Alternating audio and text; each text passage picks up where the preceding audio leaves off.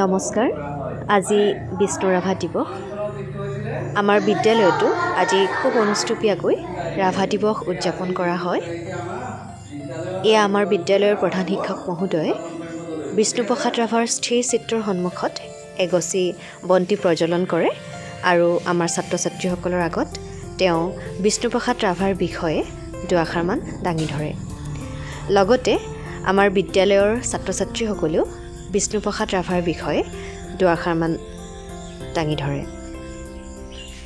আজি আমাৰ বিদ্যালয়ত বিষ্ণুপ্ৰসাদ ৰাভাৰ দিৱসৰ লগত সংগতি ৰাখি এখনি ৰচনা প্ৰতিযোগিতা আয়োজন কৰা হৈছিল।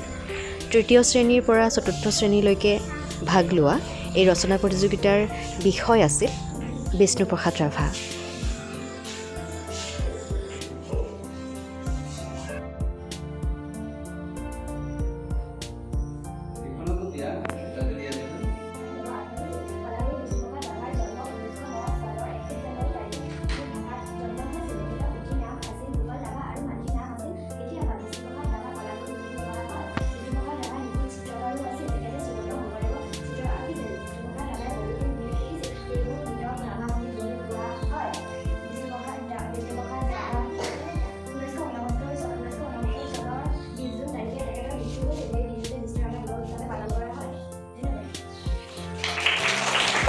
বন্তি প্ৰজ্বলনৰ ঠিক পিছতেই ছাত্ৰ ছাত্ৰী আৰু অভিভাৱকসকলক লৈ এখনি মুকলি সভা আয়োজন কৰা হয় আৰু এই সভাৰ শুভাৰম্ভণি কৰে বিদ্যালয়ৰ প্ৰধান শিক্ষক মহোদয়ে।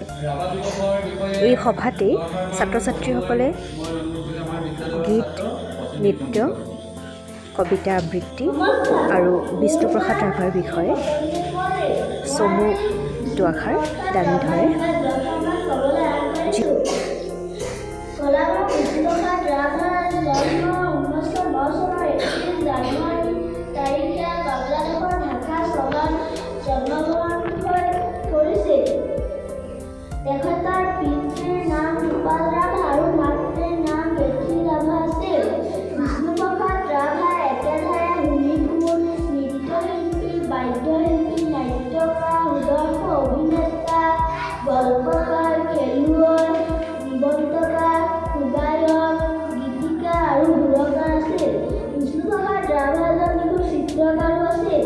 তেখেতে বহুতো ধৰণৰ চিত্ৰ আঁকিছিল।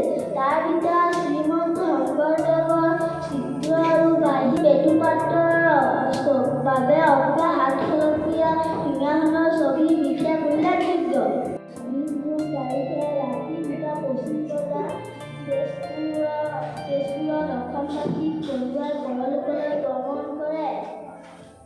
দিনটো প্ৰত্যেক বছৰে আমাৰ বিদ্যালয়ত আজিৰ দিনটো ৰাভা দিৱস হিচাপে পালন কৰা হয়। ইয়াকে কৈ মই মোৰ চমু বক্তব্য সামৰণি মাৰিছোঁ।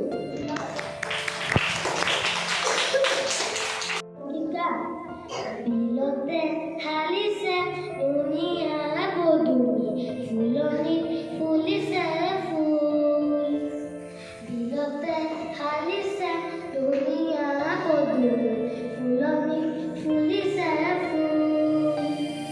সেই ফুলে ফুলে পখিলা উৰিছে, সানিছে গুণে গুণ।